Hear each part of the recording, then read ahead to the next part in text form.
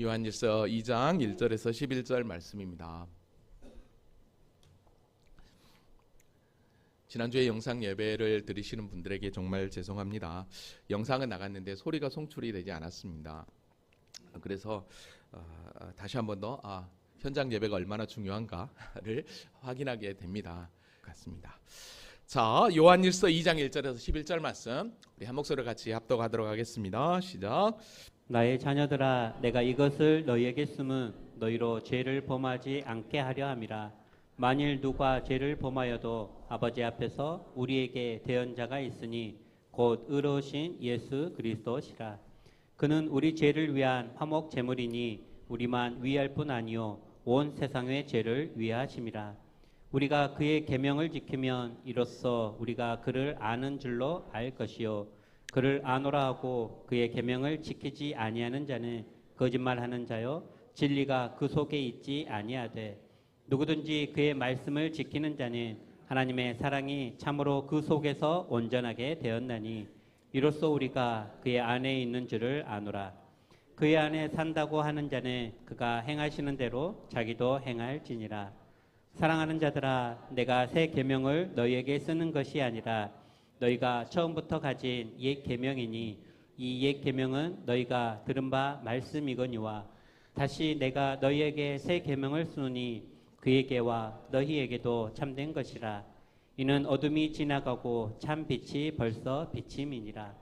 빛 가운데 있다 하면서 그 형제를 미워하는 자는 지금까지 어둠에 있는 자요 그의 형제를 사랑하는 자는 빛 가운데에 거하여 자기 속에 거리낌이 없으나 그의 형제를 미워하는 자는 어둠에 있고 또 어둠에 행하며 갈 곳을 알지 못하나니 이는 그 어둠이 그의 눈을 멀게 하였습니다. 아멘. 할렐루야. 하나님 살아계십니다. 살아계신 하나님은 우리의 영원한 구원이시며 사랑의 하나님이신 줄로 믿습니다. 사랑하는 성도 여러분, 어떤 분이 제게 이렇게 연락이 왔더라고요. 목사님, 왜 설교를 할 때 성경 한 절 한 절 매 시간마다 주일낮, 수요일 또 오후까지 한 절 한 절 강의를 하냐고 그렇게 질문을 하더라고요. 여러분, 한번 질문합니다. 매 주일 공적인 예배를 통해서 설교를 해서 하나님의 말씀, 성경 말씀, 창세기부터 요한계시록까지 된 그 말씀을 선포하면 시간이 얼마나 걸릴 거라고 생각하십니까? 성경은 구약 39권과 신약 27권으로 되어 있습니다. 총 66권이에요. 장수로 얘기하면 1189권입니다. 절수로 얘기하면 31,173절이더라고요. 그래서 성경을 우리가 일독하려고 하면 매일 365일이니까 매일 3.25장씩 읽으면 1년에 일독을 할 수 있습니다. 근데 이거를 목회자가 설교하는 걸로 치면 매주 10절을 가지고 설교를 하게 되면 총 주일낮 기준으로 하면 60년이 걸린답니다. 매주 한 장씩 본문을 가지고 설교하면 총 23년이 걸린답니다. 주일낮 오후 3일 밤이 공적인 예배니까 성경 전체를 다룬다면 얼마나 걸릴까요? 제가 여기 온 지 만으로 7년, 이제 8년을 지나고 있는데 처음 와서 한 3, 4개월 동안은 교리, 믿음이 무엇인지, 은혜가 무엇인지, 성령이 무엇인지를 좀 교리적인 부분을 여러분들과 다루었고 바로 출애굽기를 시작해서 성경 강의를 시작했습니다. 근데 지금까지 이 말씀을 준비하면서 딱 적어보니까 구약이 총 9권을 했고 신약이 13권을 했더라고요. 그러니까 66권 가운데 21권을 한 것입니다. 제가 특별한 예배가 아니면 성경 본문이 한 번도 안 겹쳤습니다. 근데 21권밖에 못했습니다. 66권 가운데. 제가 설교 시간에 다른 얘기 않고 성경만 얘기했는데도 21권이었습니다. 그러면 아직도 몇 권이 더 남았습니까? 보니까 제가 은퇴할 때까지도 다 못하겠더라고요. 계산 잘 하시는군요. 여러분, 성도들이 교회에 와서 가장 듣고 싶은 이야기가 뭘까요? 여러분들 왜 교회에 오셨습니까? 설교 시간에 무슨 말씀을 가장 듣고 싶으십니까? 성공하는 거? 복 받는 거? 잘 되는 거? 아니요. 모든 사람들이 가장 듣고 싶어한 건 하나님의 말씀 성경이라고 생각을 합니다. 전 여러분들이 하나님의 말씀, 하나님이 누구신지, 예수님이 우리에게 베푸신 구원이 무엇인지 듣고 싶어서 이 예배에 참석하신 줄로 믿습니다. 여러분, 그래서 제가 강해를 선택했던 것이고, 제가 은퇴할 때까지는, 이곳에서 사역할 때까지는 그래도 주님 앞에 섰을 때 창세기부터 요한계시록까지 저와 여러분이 다 전체적인 설교를 한번 듣고 하나님 앞에 섰을 때 부끄럽지 않지, 띄엄띄엄 말씀을 보다 보면 글쎄요. 그래서 여러분, 제가 강의를 하면서 여러분들에게 꼭 말씀을 한 절 한 절 전하면서 그 전주 말씀을 꼭 반복하는 이유는 혹여라도 한 번이라도 빠지게 되면 그래도 그 말씀을 이어서 주님이 주신 은혜가 무엇인지를 깨닫게 하기 위해서 그렇게 하고 있는 것입니다. 시간이 더디더라도 말이죠. 그러게 여러분, 강의 말씀 한 절 한 절이 좀 여러분들에게 딱딱하고 조금 힘들다 할지라도 하나님께서 우리에게 주신 이 특별 계신 이 하나님 말씀이 성경, 이 말씀 그래도 우리가 주님 앞에 설 때까지는 창세기부터 계시록까지 전체를 한번 공부하고 주님 앞에 섰을 때 부끄럽지 않을 거라고 저는 생각을 합니다. 여러분, 저만 이렇게 이 말씀을 가지고 기도하며 준비하는 게 아니라 우리 찬양대도 그렇고 찬양단도 마찬가지입니다. 여러분, 이분들이 찬양을 준비할 때 그냥 준비하지 않습니다. 제가 강의로 가니까 그 다음 장 내용이 어떤 내용인지를 묵상하고 이분들이 준비를 해요. 오늘 준비 찬양도 마찬가지고 성가대도 마찬가지고 다 사랑이라는 주제로 계속해서 했어요. 왜? 지금 요한일서는 그걸 얘기하고 있거든요. 여러분, 그래서 온 성도들이 함께 우리가 어떤 은혜 가운데 거하기를 기대하면서 가고 있다는 걸 기억하시고, 좀 더디고 딱딱하더라도 하나님의 말씀을 잘 듣고 끝까지 한번 가봅시다. 아멘. 아멘. 여러분 아멘 안 해도 저는 그냥 갈 거예요. 자, 그런 의미에서 지난주 말씀 잠깐 준비하고 가겠습니다.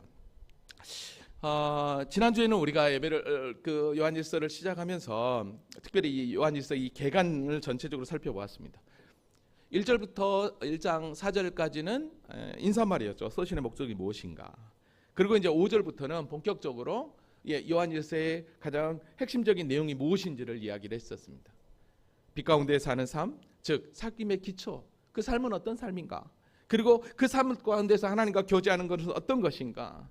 그러면서 어떡합니까? 그 당시 가장 교회를 흔들었던 영지주의자들이 교회를 어떻게 어지럽혔는지를 계속해서 확인하면서 우리는 절대로 그런 믿음으로 가지 않아야 될 것을 우리가 계속해서 확인하고 있었음을 보게 됩니다. 자, 그러면 지난 시간 말씀 잠깐 살펴보면 하나님은 빛이시고 조금도 어둠이 없으신 거룩하신 하나님이라는 걸 우리는 배웠습니다.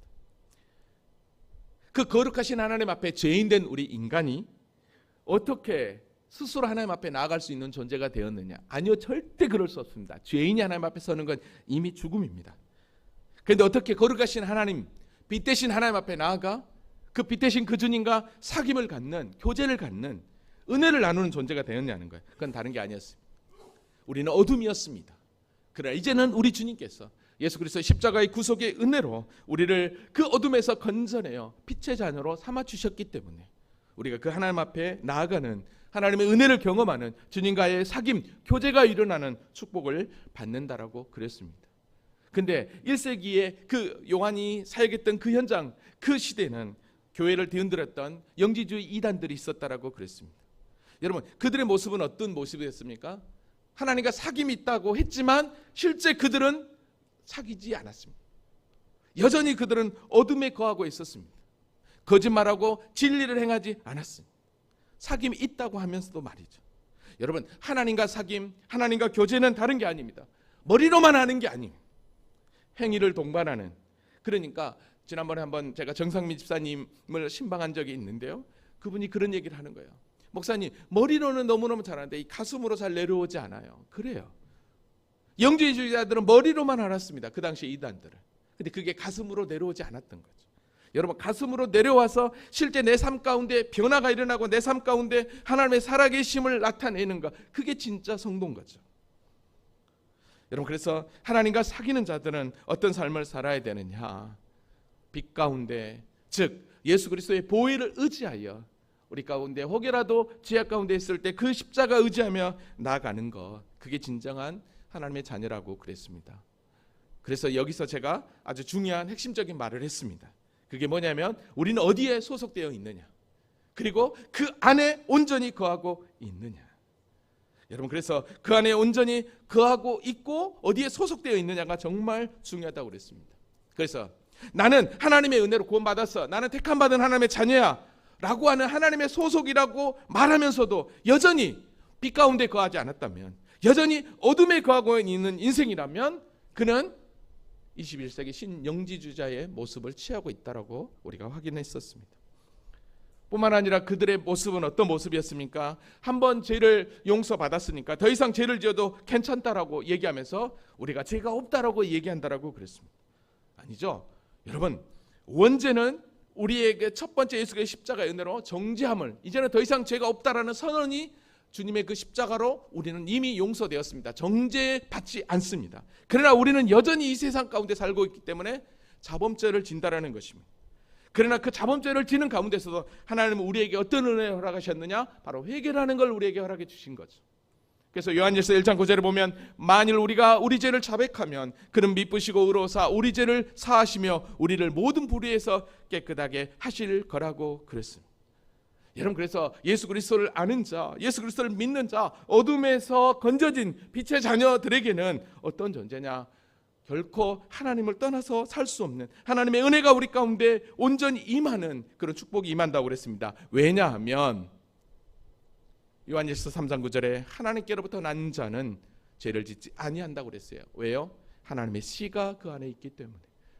이 얘기는 성령 하나님이 우리 가운데 이끌고 있기 때문에 절대로 우리는 죄 가운데로 갈 수 없는 인생이 되었다라고 우리는 분명하게 확인할 수 있었습니다.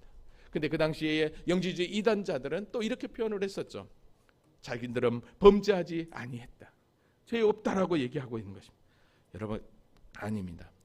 우리는 여전히 이 죄악 많은 세상에 살고 있기에 상황과 환경에 따라 어쩔 수 없이 죄를 짓는 존재입니다. 그러나 분명한 것은 우리는 죄를 짓고 있지만 그러나 그 죄에서 온전한 해방을 받았기 때문에 저와 여러분은 결코 주님의 그 은혜 안에서 떨어질 수 없는 존재라는 것, 오늘 본문이 이제 이걸 더 분명하게 밝히고 있음을 보게 됩니다. 자, 여기까지 우리가 지난 시간 확인했던 말씀이고요. 자, 이제 2장에 와서는 똑같은 이야기지만 다시 한 번 더 이것을 확대로 설명을 하면서 또다시 그 당시에 교회를 흔들게 했던 영지주의자들의 그 주장들을 또다시 펼칩니다.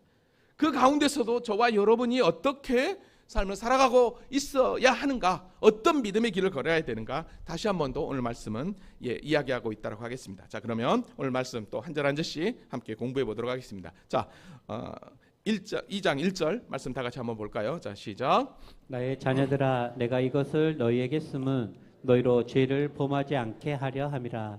만일 누가 죄를 범하여도 아버지 앞에서 우리에게 대언자가 있으니 곧 의로우신 예수 그리스도시라. 아멘. 지금 사도 요한은 이 편지를 받는 성도들을 향해 나의 자녀들아 라는 표현을 합니다. 여러분, 이 고백은 아이들을 부를 때 그냥 부를 때보다 훨씬 더 사랑과 애정을 갖고 부르는 그런 표현이라고 할 수 있습니다. 내가 이것을 너희에게 쓰면, 이건 뭐냐면 요한일서 전체 성경 말씀이라고도 할 수 있고 성경 전체라고도 할 수 있습니다. 이렇게 내가 쓰는 것은 그건 다른 게 아니라는 거예요. 왜 쓴다고요? 너희로 죄를 범하지 않게 하려 함이라 라고요.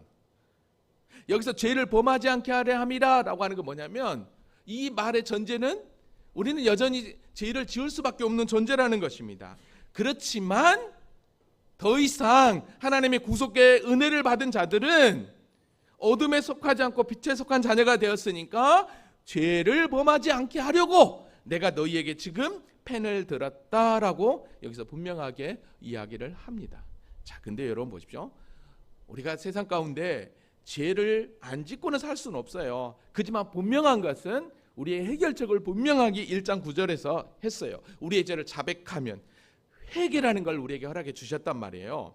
자, 그러니까 내가 이것을 너희에게 쓰면 너희로 죄를 범하지 않게 하려 함인데, 그래서 죄를 범하면 혹여라도 회개의 길을 허락해 주셨는데, 근데 너희가 그 회개를 통해서 힘을 얻어야 되는 건 뭐냐? 만일 누가 죄를 범하여도 아버지 앞에서 우리에게 대언자가 있으니 곧 의로우신 예수 그리스도시다라고 얘기합니다. 자, 이게 무슨 얘기냐면 예수님이 우리의 대언자가 되어 주신다라는 거예요. 자, 이게 어떤 의미를 가지고 있냐면 우리가 예수 그리스도를 믿고 구원받아 하나님의 자녀가 되었지만 나도 모르게 옛사람의 삶을 사는 죄악 가운데 떨어져서 살아갈 때가 있어요. 근데 그때 여러분의 마음이 편합니까? 아니요. 너무 후회를 해요. 그때마다 여러분 어떤 생각이 드십니까? 내가 이런 존재밖에 안 되나? 난 정말 어쩔 수 없구나. 나는 아닌가 봐 라고 한다라는 거죠. 여러분, 그러니까 그런 생각을 아예 하지 말라는 거예요. 즉 너희로 죄를 범하지 않게 하려는 것은, 그리고 또 누가 죄를 범하여도 아버지 앞에서 대언자 대신 의로우신 예수 그리스도가 있기 때문에 그 즉시 회개의 자리로 나아가 나를 대언하시는, 즉 나를 중보하시는, 나를 변호하시는 그 주님만 붙잡으라고 오늘 본문은 분명하게 이야기하고 있는 것입니다. 여러분, 대언자라고 하는 표현은요, 이거는 법정 용어입니다. 여러분, 법정 용어인데요, 우리 주님께서 대언자가 된다는 것은 사단은 계속해서 우리를 참수한다는 거예요. 여러분 보세요. 욥이 하나님 앞에서, 욥이 하나님 까닭없이 하나님을 섬길까요? 계속 참수했어요. 저와 여러분도 마찬가지예요. 하나님 보십시오. 아무개 성도 저거 아이고 목사라고 하는데, 장로라고 하는데, 집사라고 하는데, 권사라고 하는데 저거 보세요 라고 계속해서 참수한다라는 거죠. 그때 누가 계시다고요? 우리에게 대언자 되시는, 즉 변호사 되시는 우리 주님이 계신다라는 거예요. 그러니까 그런 사단의 그 농락에 흔들리지 말고 다시 회개하며 하나님 앞에 나오라는 거예요. 그것이 성도가 걸어가야 될 믿음의 길이라는 거죠. 아멘입니까? 여러분, 그래서 우리가 주님 앞에 가서 심판대 앞에 섰을 때 우리가 보기에는 죄악투성이었지만, 그러나 예수 그리스도를 믿는 믿음 가운데 온전히 나아갈 때 주님은 친히 그 심판대 옆에 서셔서 우리를 위해서 대언하셔서 우리는 이미 구원의 그 영광 안에 들어가게 된다라는 것입니다. 아멘입니까? 여러분, 그래서 사도 바울은요, 로마서 8장 33절 34절에서 이렇게 얘기했습니다. 누가 능히 하나님께서 택하신 자들을 고발하리요? 의롭다 하신 이는 하나님이시. 그죠? 오늘 저와 여러분을 의롭다고 하나님께서 칭해 주신 분은 누구예요? 하나님이에요. 그래서 누가 정죄하리요? 죽으실 뿐 아니라 다시 살아나신 이는 그리스도 예수시니 그는 하나님의 우편에 계신 자요 우리를 위하여 간구하시는 자신이다. 지금도 우리를 위해서 간구하시며 중보하고 계시다는 거예요. 대언자가 되어 주신다라는 거예요. 할렐루야. 그래서 여기 보면 우리에게 대언자가 있으니 곧 의로우신 예수 그리스도라고 그랬습니다. 여러분, 의롭다라고 표현을 했어요. 왜 예수 그리스도를 굳이 의롭다고 표현했을까요? 그건 다른 게 아니에요. 우리를 변호할 충분한 자격이 있다라는 거예요. 로마서 10장 4절에 보면 그리스도는 모든 믿는 자에게 의를 위하여 이루기 위하여 율법의 마침이 되었다고 그랬어요. 왜냐하면 당신이 친히 모든 죄값을 치러 주셨기 때문에 의로우신 예수 그리스도로 대언자가 되는 거예요. 히브리서 9장 12절 염소와 송아지 피로 하지 아니하시고 오직 자기의 피로 영원한 속죄를 이루사 단번에 성소에 들어가셨다. 그러니까 주님의 그 보혈은 우리를 완전한 구속으로 이끌기 때문에 뭐라고 표현하냐면 의로우신 예수. 그래서 그분만이 우리를 구원할 수 있는 분이라는 거예요. 그래서 오늘 보면 2절에 보니까 이렇게 표현합니다. 그는, 의로우신 그 주님은 우리 죄를 위한 화목제물이니, 화목제물, 하나님과의 관계가 회복이 되는 화목제물이니 우리만 이할 뿐 아니라 온 세상의 죄를 위하심이라. 할렐루야. 이게 하나님의 은혜인 줄로 믿습니다. 하나님의 사랑인 줄로 믿습니다. 그래서 요한일서 4장 10절에 그렇게 얘기합니다. 사랑은 여기 있으니 우리가 하나님을 사랑한 것이 아니요 하나님이 우리를 사랑하사 우리 죄를 속하기 위하여 화목제물로 그 아들을 보내셨음이라. 우리의 그 어떤 수고 노력, 우리의 그 어떠함이 아닌 오직 하나님의 강권적인 은혜가 예수 그리스도를 통해 구속의 은혜를 받게 되는 은혜를 우리에게 주셨다라는 것입니다. 아멘입니까? 이런 하나님이 어디냐는 거예요. 이런 축복을 저와 여러분이 받고 있으니 이게 왜 은혜냐는 거죠. 사랑하는 성도 여러분, 오직 예수 그리스도만이 우리의 대언자 되시며 중보자이신 줄로 믿습니다. 디모데전서 2장 5절에 보면 하나님은 한 분이시요 또 하나님과 사람 사이의 중보자도 한 분이시니 곧 사람이신 그리스도 예수라. 왜 사람이신 그리스도일까요? 인간의 몸을 입고 죄 없은 모습으로 오셔서 죄인을 위하여 친히 피 흘려 십자가에 죽으셔서 주님과의 관계를 회복하는 화목제물이 되기 때문에, 그래서 인간과 하나님과의 그 관계에서 진정한 중보자는 아무도 없어요. 오직 예수 그리스도밖에 없는 것입니다. 그 주님은 지금도 계속해서 우리를 위해서 중보하고 계십니다. 히브리서 9장 15절에 보니까 이로 말미암아 그는 새 언약의 중보자시니 이는 첫 언약 때 범한 죄에서 속량하려고 죽으사 부르심을 입은 자들로 하여금 영원한 기업의 약속을 얻게 하려 합니다. 영원한 영광, 영원한 구원을 위해서 지금도 우리를 위해서 중보하고 계신 줄로 믿습니다. 그런데 우리가 어떻게 다시 원점으로 어둠으로 돌아갈 수 있냐는 거예요.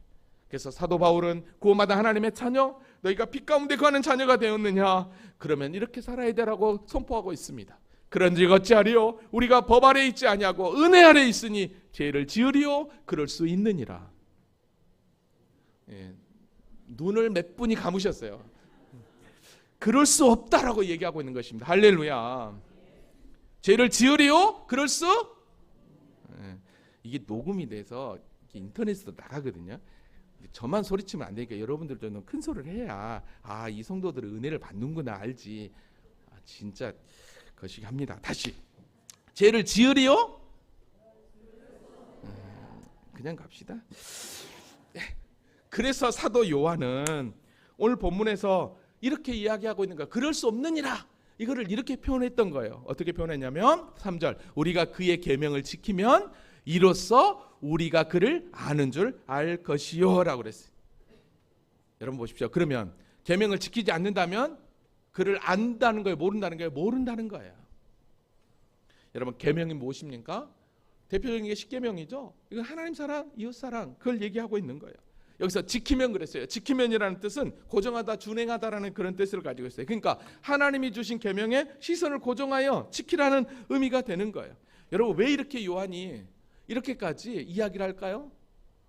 그건 다른 게 아니었어요. 반복해서 얘기했지만 교회를 어지럽히는 영주주의자들이 교회 안에서 성도들을 막 흔들고 있는 거예요. 그러니까 하나님을 안다고 하는 그걸로만 끝나는 거예요. 삶에서는 전혀 그게 나타나지 않는다는 거예요. 순종이 나타나지 않아요. 그러니까 너희들 영주주의자들이 주장하는 이단들처럼 절대 그래서는 안 돼. 정말 하나님을 알고 믿음 안에 거한다면 계명을 지키고 그것이 삶으로 나타날 때 진짜 그게 그리스도의 모습으로 나타나는 거야 라고 이야기하고 있다는 것입니다. 여러분 그래서 성도는요 여러분 자라나야 하는 것입니다. 처음부터 작년의 신앙이 되지 않아요. 다 어린아이와 같은 그런 신앙으로 우리가 성숙한단 말이죠. 지낸단 말이죠. 그래서 여러분 사도 바울은요 우리에게 이렇게 권면하고 있습니다. 뭐라고 권면합니까? 오직 우리 주 곧 구주 예수 그리스도의 은혜와 그를 아는 지식에서 뭐예요? 자라가라. 그를 아는 지식. 여러분 그래서 예수를 알고 하나님을 아는 건 다른 게 아니에요. 오직 하나님의 말씀밖에 없는 거예요. 하나님의 말씀만이 우리를 자라가게 하는 줄로 믿습니다. 여러분 그래서 우리의 믿음은 결코 멈춤이 아니라 뭐예요? 직진이에요. 자라나는 거예요. 자라나는 거예요. 그래서 에베소서 4장 13절에 이렇게 얘기합니다. 우리가 다 하나님의 아들을 믿는 것과 아는 일에, 여러분 보십시오. 믿는 걸로 끝나는 게 아니라 아는 일에서 안다면 뭘로 나타나요? 삶으로 나타나야 되는 거예요. 하나가 되어 온전한 사람을 우리가 그리스도의 장성한 분량이 충만한 데까지 이르리니 저와 여러분은 그 자리까지 이르게 되는 줄로 믿습니다. 우리는 그런데 자꾸만 뒤로 물러서려고 하려고 멈춰 있으려고 합니다. 아닙니다. 머물러 있거나 뒤로 후퇴한다면 우리의 신앙은 절대 자라지 않습니다. 여러분 운동선수를 보십시오. 운동선수들이 어떻게 합니까? 내가 이 정도 운동했으면 내일은 안 해야지. 아니요, 절대 그러지 않습니다. 그들의 그 루틴이 깨져버리면 실제 그 필드에서 경기를 할 때 그들은 걷잡을 수 없는 거예요. 그래서 꾸준히 매일 시간을 정해놓고 하고 있는 것을 보게 됩니다. 여러분 저절로 되는 건 하나도 없습니다. 우리의 믿음도 마찬가지예요. 저절로 성장한 건 하나도 없습니다. 여러분 이 세상 모든 피조물을 한번 봐보십시오. 이 세상 모든 피조물이 그냥 저절로 된 줄 아십니까? 아니에요. 우리 주님께서 마태복음 6장 26절에 이렇게 얘기합니다. 공중의 새를 보라. 심지도 않고 거두지도 않고 창고에 모아들이지도 아니하되. 아무것도 안 한 줄 알았는데 보니까 너희 하늘 아버지께서 기른다라고 분명하게 이야기합니다. 그냥 되는 게 아니에요. 하나님이 다 간섭하시는 거예요. 그렇다고 한다면 저와 여러분도 마찬가지죠. 그래서 요한일서 2장 4절에 이렇게 얘기합니다. 그를 아노라고 그의 계명을 지키지 아니하는 자는 거짓말하는 자요 진리가 그 속에 있지 아니하요. 예. 자, 여기서도 어떡합니까? 교회 안에 그를 안다고 하는 자, 안다. 예, 영지주자들의 모습인 거예요. 안다라는 거예요. 1장에서 영지주자들 모습을 우리가 다시 한번 확인했어요. 한 번만 더 확인할게요. 하나님과 사귐이 있다고 하지만 결코 아니었어요. 죄가 없다고 말했지만 아니었어요. 범죄하지 아니했다고 하지만 아니었어요. 근데 오늘 여기 2장에서도 그렇게 이야기하고 있는 거예요. 4절에 그걸 안다라고 하면서 알면서도 전혀 삶이 안 나타났던 거예요. 2장 6절에도 보니까 그 안에 산다고 하는 자는 그가 행하는 대로 자기도 행할지니라. 그 얘기 뭐예요? 그 안에 산다라고 했지만 행하지 않는다라는 거예요. 그런 자들이 있었다는 거예요. 그게 영지주자들의 특징이었어요. 그 다음에 또 9절에 보니까 빛 가운데 있다 하면서 그 형제를 미워하는 자는 지금까지 어둠에 있는 자예요. 빛 가운데 하나님의 은혜 가운데 있다 하면서 여전히 미워한다면 이거는 문제가 있다라는 거죠. 그러니까 영지자의 특징이 또 여기서 나타나는 거예요. 안다. 그 안에 산다. 나 빛 가운데 있다. 머리로만 아는 영지는 꽝이었어요.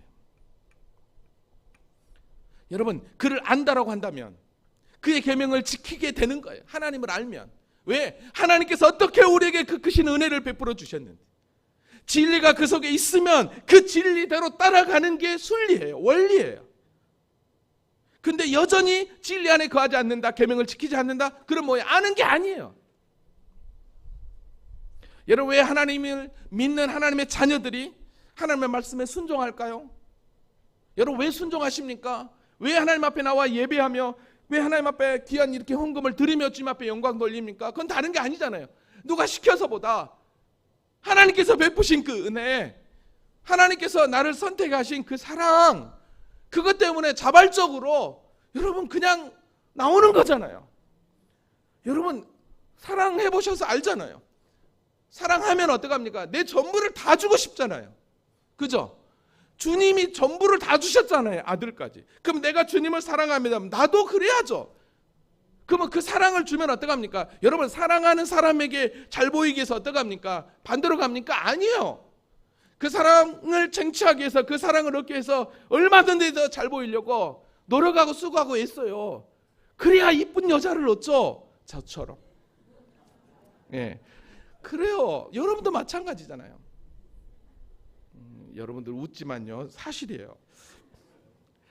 내가 어떤 은혜 받은 존재인지, 그 크신 은혜가 얼마나 크고 놀라운지 알면 그냥 자방적으로 된다라니까요.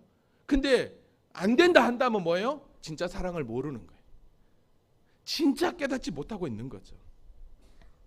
5절에서 그렇게 또 이야기합니다. 누구든지 그의 말씀을 지키는 자는 하나님의 사랑이 참으로 그 속에 온전하게 되나요? 그죠? 진짜 하나님의 은혜를 알면 하나님의 사랑이 그 안에 온전하게 되는 거예요. 그래서 내가 주님의 사랑을 받고 있구나를 깨닫게 되는 거예요. 그러니까 뭐예요?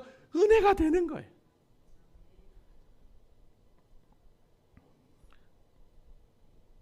이로써 우리가 그 안에 있는 줄을 아노라. 왜 알까요? 여러분, 누구보다도 내가 누군지 내 자신이 더 잘 알아요. 여러분 예수 믿기 전에 여러분의 모습은 어떤 모습이었습니까? 근데 지금 하나님의 말씀 앞에 또 하나님의 은혜를 알고 변화된 나의 삶을 봤을 때 어떻습니까? 다른 사람 말고 내가 나를 한번 평가해 보십시오. 내가 어떻게 이렇게 변화되었지? 내가 어떻게 이렇게 되었지? 여러분, 이런 깜짝깜짝 놀라는 은혜가 여러분에 있기를 원합니다. 여러분이 이렇게 놀라면 여러분의 주위에 있는 문제가 얼마나 놀라겠습니까? 그럴 때 전도가 되고 그럴 때 복음이 증거되는 것입니다. 왜요? 어떻게 저 사람이, 어떻게 저런 자가 내가 알던 그 자가 아닌 거예요. 내가 알던 그 자가 아니면 어떻게 하겠습니까? 도대체 뭐가 저렇게 저 삶 가운데 늘 기쁨이 넘치는 것 같고 감사가 넘치는 것 같고 저 삶이 바뀌어졌지? 뭐지? 알고 보니까 어때요? 영암 중앙교회 다닌다는 거예요. 별로 여기서 웃어야 되는데 제가 여기다가 웃음 이렇게 써놨는데 웃지 않네. 그래요, 달라진 나. 할렐루야. 그래서 이 6절에 이렇게 얘기합니다. 그 안에 산다고 하는 자는 그가 행하는 대로 자기도 행할지니라. 왜요? 우리는 예수님의 작은 제자니까 예수님을 그대로 따라가는 거예요. 닮아가는 거예요. 자, 근데 그 당시에 이단들은, 영지주의자들은 그가 내 안에 거한다고 하면서 그 삶에 전혀 나타나지 않았던 거예요. 그렇다면 정말로 그 사람이 하나님의 안에 거하는, 붙어있는 소속된 자냐 이 말이죠. 그래서 사도 요한이 이렇게 또 얘기합니다. 그 안에 산자고 하는 자들은 그대로 행하는데, 그러면 뭘 행해야 되느냐? 그게 바로 7절 말씀입니다. 다 같이 읽어보겠습니다. 자, 시작. 사랑하는 자들아, 내가 새 계명을 너에게 쓰는 것이 아니라 너희가 처음부터 가진 옛 계명이니 이 옛 계명은 너희가 들은 바 말씀이거니와. 아멘. 살아가는 자들아, 그런 거. 1절에서는 나의 자녀들아 이런 거, 살아가는 자들아. 여러분, 처음 요한 1서를 시작하면서 요한이 어떤 존재인지를 우리는 확인했어요. 여러분, 요한이요, 세베의 아들 야고보 요한인데 그들은 우리의 아들이라는 별명을 가지고 있었어요. 왜 우리의 아들이었냐면 예수님의 제자로 따라다니면서 예수님과 함께 사마리아를 지나가는데 사마리아 사람들이 이게 냉대하는 거예요. 받아두지 않는 거예요. 그러니까 이 야고보 요한이 얼마나 화가 났던지, 주님, 우리가 불을 명하여 하늘로부터 저들을 내려 불을 명하여 하늘로부터 내려 저들을 멸하시기를 원하니까, 이걸 쉽게 그냥 우리 전라도 얘기로 하면, 주님, 그냥 확 불을 내려갖고 저들을 그냥 꼬실라 버리게 할까요? 이거거든요. 이런 자였어요. 누가요? 요한이. 근데 어떻게 지금 사랑을 외치고 있냐는 거예요. 진짜 그가 주님을 사랑했기 때문에 이 사랑을 얘기하지 않을까요?